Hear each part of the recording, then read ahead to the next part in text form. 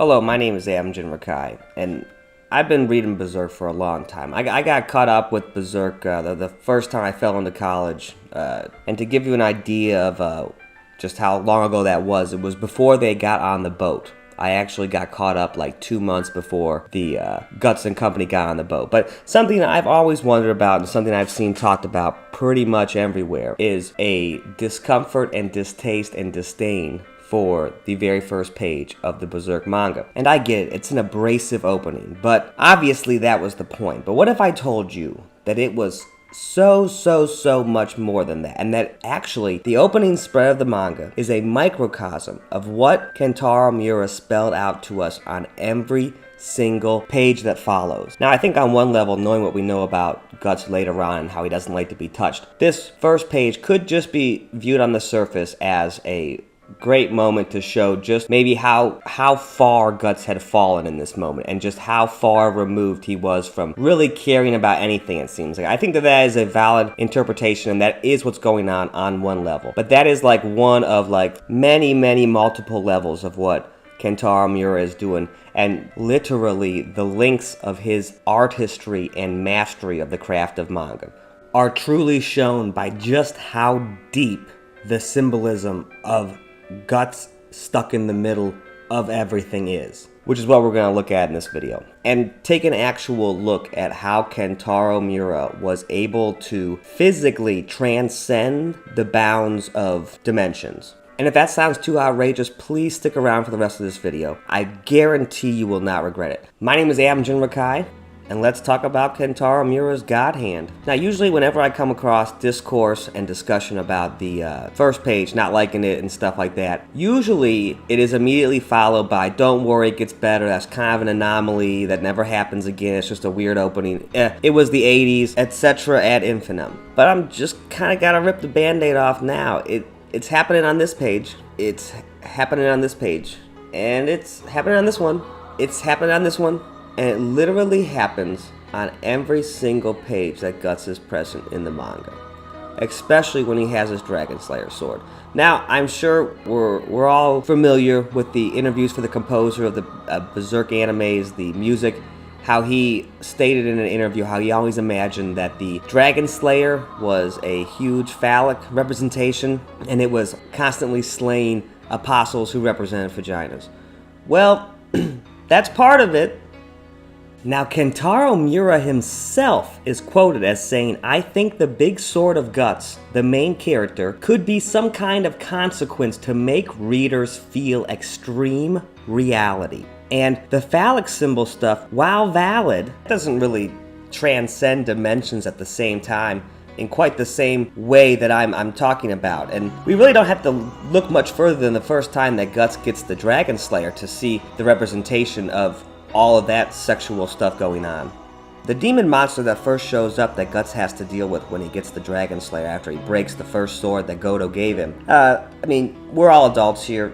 You can use your imagination with how this is looking here, with a sort of almost pseudo-birth. But when Guts actually gets the sword, something interesting to me with all this is how it very much looks like it's going through an archway. Now, archways can usually represent a type of birthing, you know, whether it's a ship going through an archway on a journey, or, you know, like a birth canal type archway, and with the image of the troll thing we saw earlier. But in the past, especially with pagan stuff, and we all kind of know that Berserk and Kentaro Miura are no stranger to pagan stuff, alchemical weddings were usually performed by either giving a gift or some sort of transaction through or between like a hole in a stone, or by walking through you know, a stone archway or a hole in a stone wall of some sort. That's what all of these things are. And the history of meaning of their use has been disputed. Officially, they're usually referred to as standing stones, but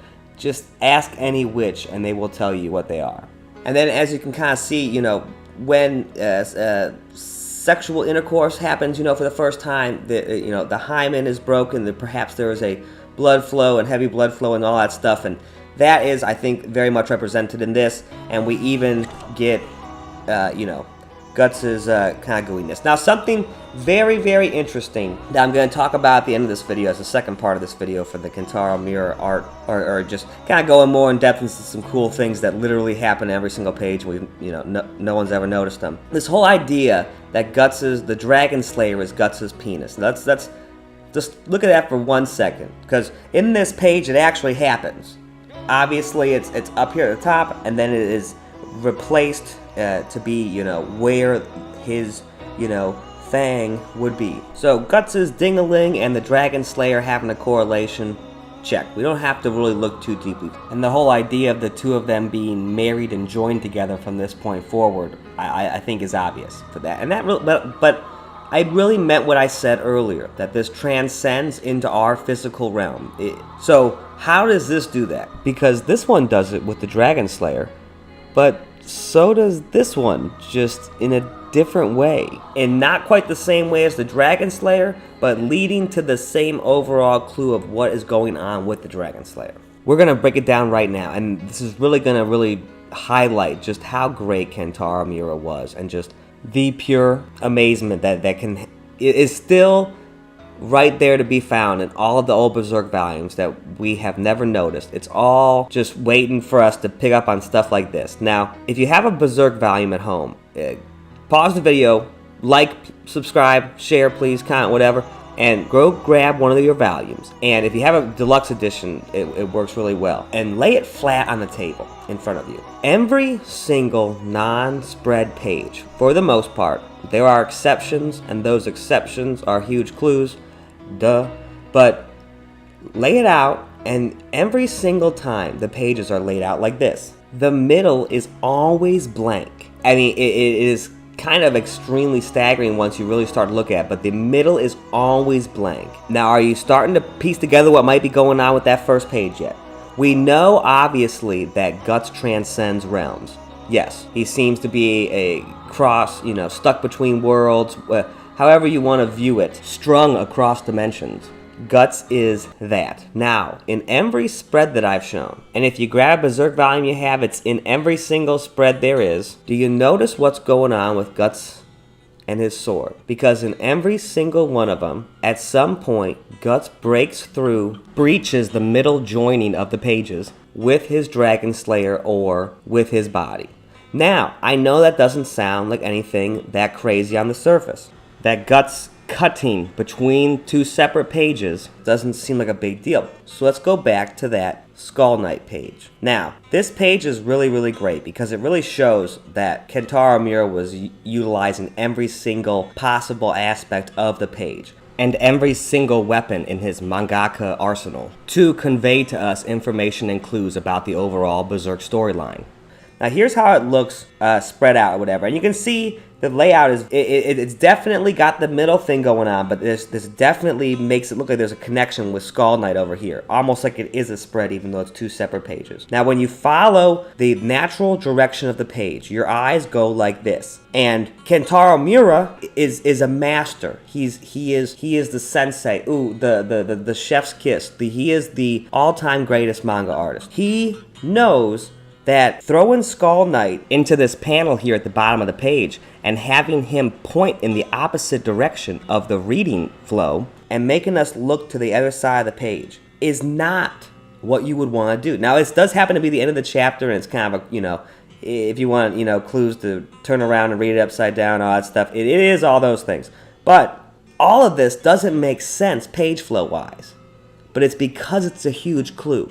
It's telling us what to look at. Now, in this moment, we know that Skull Knight is pointing at Griffith, who has just come back into the physical realm from the Godhand dimension or whatever, and he has manifested physically here on the Berserk world, okay? Essentially, Griffith has rematerialized into the physical plane in this moment.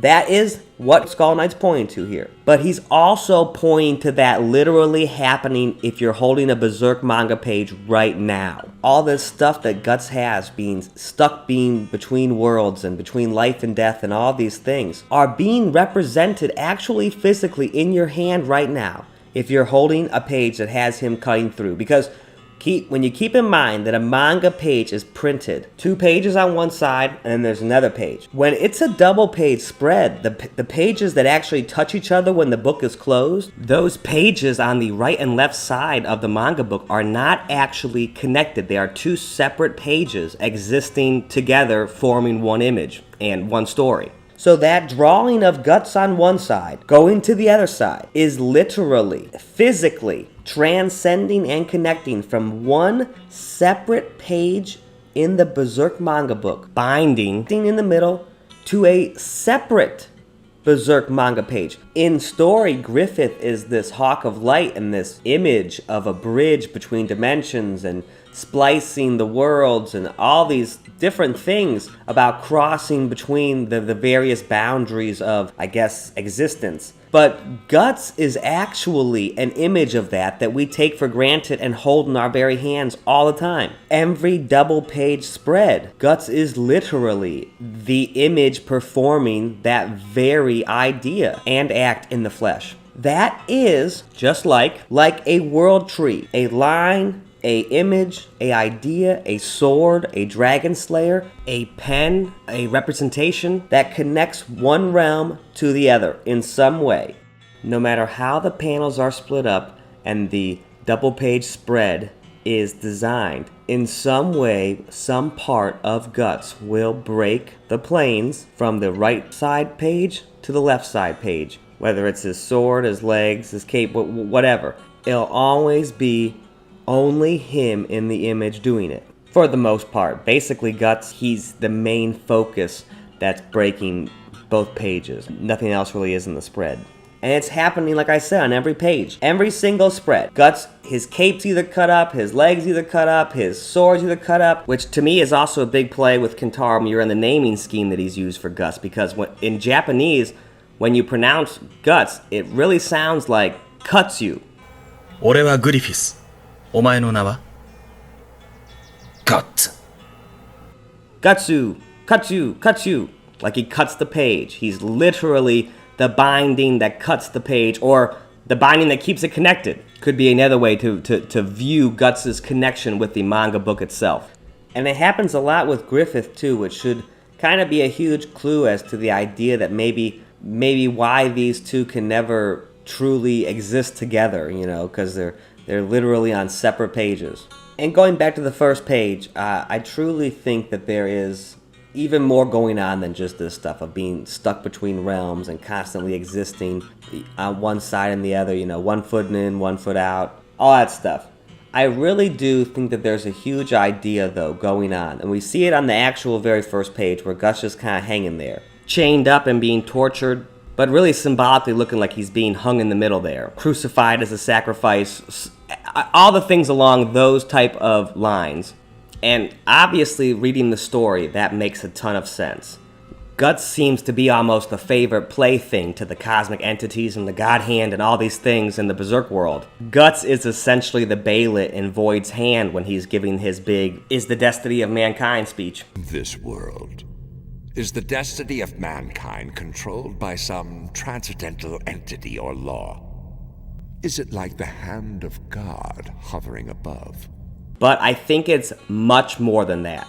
Guts is the main character of this story, and Kentaro Miura has his fate in his hands and has to draw out Guts' destiny as a creation from Kentaro Miura. I kind of think at the core of everything with Berserk, no matter what, when it comes down to it, Kentaro Miura wants to write a tragedy. And maybe in a lot of ways artistically and emotionally and motivation-wise and all of those abstract things that go into writing and drawing manga, in some form he needs to tell a tragic story. So no matter what happens, Guts is fucked. And when it comes to Berserk, like everything, just like David Lynch and Twin Peaks, for all the clues, you have to go back to the beginning to check them. I personally believe and know that is why that they are included in the official release at some point, because they are meant to be viewed to help decode the symbolism. And the prototype, the first 2 pages of the prototype, actually, it's the exact same symbolism that's being expressed here on the first 3 pages of the prototype. Now that we know what the sword and what exactly Guts' purpose is in the story. Guts is a being that basically exists between realms, transcending, both of them all the time, existing. This very first page of the prototype, we have nothing cut up except for some skulls and some skeletons, but it's a road littered with death, basically a path of death to me. And then I'll be honest, I even think that we get some pretty big clues on what exactly Guts is with what the dialogue that he says here, being this is a little much for scarecrows. And then the next page we have the prototype Griffith girl about to be assaulted by some bandits and baddies with a sword, pretty much greatly implying the same sort of sexual intercourse symbolism that we were discussing previously. The same exact symbolism that is represented by the Dragon Slayer and Guts in every scene they exist in, on every single page that Kentaro Miura ever drew them together on. And then to end this video, I really got a lot of positive responses from my last Berserk video about that kind of he be lit, the be he lit method or whatever.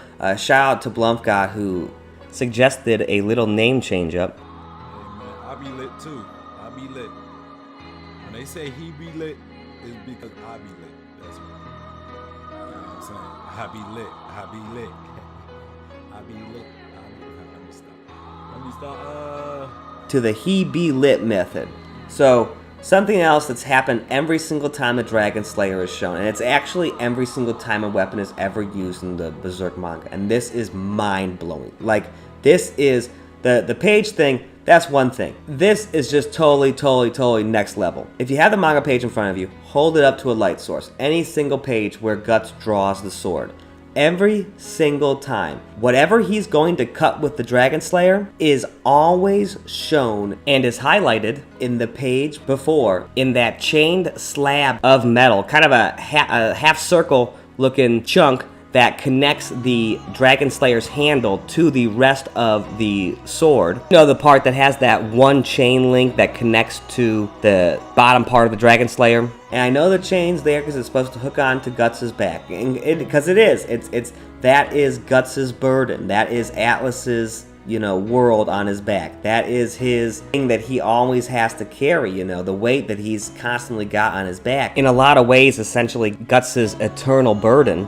But I think it's much crazier than that. And he's like a Grim Reaper type thing who every time, maybe not him, the Dragon Slayer itself, every time that Guts unsheaths it, that single chain link on the Dragon Slayer connects to where he's gonna cut. If he's gonna miss, it'll show a brick. If it's gonna hit an arm, it'll show that arm. If it's gonna cut off a guy's head, it's gonna show cut off the guy's head. Now, this actually extends to almost every single time a weapon not almost every single time. This actually extends to every single time a weapon is shown. Second chapter when we don't know who that is. Oh, we know who it is looking through the page.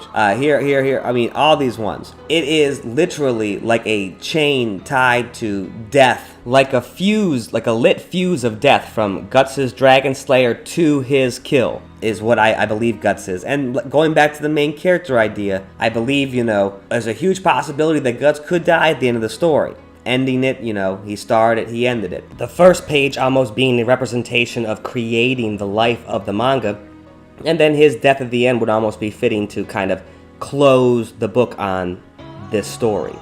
Not that at all is what I, want to happen or anything.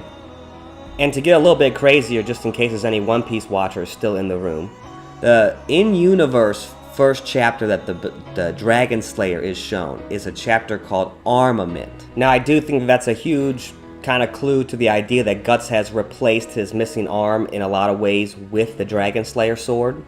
But for One Piece, I don't think that's totally a coincidence as to what's going on with Luffy and Lance's Longinus and all sorts of wacky, outlandish ideas like that tie directly into haki, or specifically Conqueror's haki, which is really not that crazy because I think, like I said, there's multiple levels. Kentaro Miura is not just a genius artist, he is a genius writer, and part of that is they're very funny. They have little jokes all the time, and the Dragon Slayer, we've known its name forever, and we've also kind of known that it's never actually slayed a dragon forever. That's kind of been one of the weird, obviously that has to happen at some point. Maybe it'll happen at the end, maybe it'll be Grumbel, who knows. But On a fundamental level, I think when Kentaro Miura was deciding to go the seinen route and really try to do something that, and you know, for the most part in manga really hadn't been done, which was, you know, kind of a grim, dark, brutal fantasy type deal. I think that the Dragon Slayer is always been a subtle kind of in-joke to, okay, everyone thinks that Dragon Ball is the best. I'll show them manga. Now, I'm not saying at all that Akira Toriyama is not on a level 2. I think they're all joking with each other. I think that they all have little jokes and funny things and things they do to each other, and it's just a game. And I think they all want to be the best, and that's kind of part of it. That's part of the spirit of a mangaka, a manga artist. Just interesting idea, you know, nothing for sure, just things to gnaw on. But yeah, check it out if you have the manga at home yourself. Open it up, you know, hold up to a light source. It doesn't really work with the sun that well, but it works well with candles. Be careful not to burn your books or anything, but it also works well with a light or a flashlight or a lamp. Every single time a weapon is shown, if you look through the light at it, it will show you what it will hit, or in most cases, what it will kill. My name is Am Jinrakai. If you've liked the video, please like the video, you know, share, subscribe. Let me know in the comments cool things you find using the He Be Lit method. And I will talk to you guys later. Bye-bye.